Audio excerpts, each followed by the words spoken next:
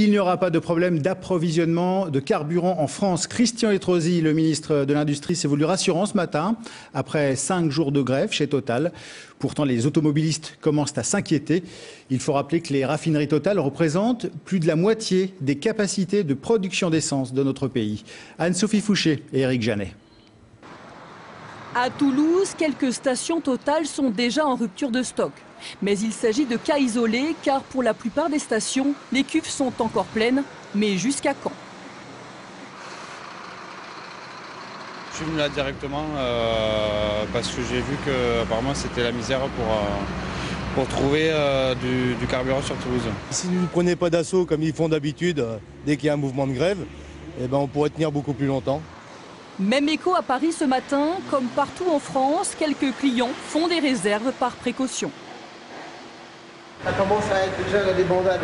Je pense qu'on dramatise un peu les choses, mais je viens quand même, quoi.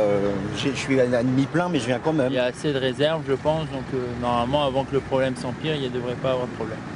Les 6 raffineries du groupe Total sont bloquées. Cela représente la moitié des raffineries en France. Les grévistes sont déterminés à aller jusqu'au bout. Maintenant, il va falloir qu'il y ait une avancée sérieuse au niveau de la direction pour qu'on puisse reprendre le travail. Plus d'essence dans les stations donc? Ah bah nous, vous voyez bien, il n'y aura plus de camions qui sortira d'ici tant qu'il n'y aura pas d'avancée significative. Dans l'attente d'une reprise des négociations, les professionnels se refusent à parler de pénurie. Les réserves de carburant sont estimées à une dizaine de jours. Hier soir, donc, la CGT, syndicat majoritaire chez Total, a claqué la porte des négociations. La direction s'est pourtant engagée à maintenir une activité industrielle à Dunkerque, le site le plus menacé. Mais cela n'a pas suffi à convaincre les représentants des salariés qui s'inquiètent pour l'avenir du raffinage en France. Karine Azopardi et François Renaud.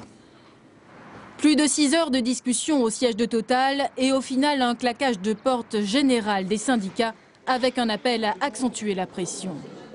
Nous allons appeler les salariés à durcir le mouvement, à l'amplifier, à accélérer les procédures d'arrêt des installations, puisqu'il semble que le groupe Total et le gouvernement n'aient pas mesuré la détermination des salariés.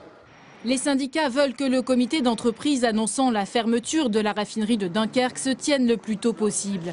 Mais à leurs questions sur l'avenir de l'usine des Flandres, ils n'obtiennent que des réponses vagues. On vous promet de maintenir les emplois malgré tout. Promener les emplois, moi on me promet de maintenir l'emploi chez Total. Si vous êtes muté à Tarchaouchnok là-bas et que vous avez votre femme qui travaille sur le bassin d'emploi et que vous avez vos affaires à l'école, vous faites quoi? Hier après-midi, le PDG de Total a été reçu à Bercy. Face à la menace de pénurie, le gouvernement monte au créneau à 3 semaines des régionales. On va voir comment les choses se passent. Moi je compte sur le gouvernement pour rester ferme et exiger dans les heures qui viennent qu'il y ait des actes précis. Frédéric Lefebvre du côté de la CGT, Total ce matin. Écoutez, en tout cas je suis du côté de l'emploi. Donc de la CGT.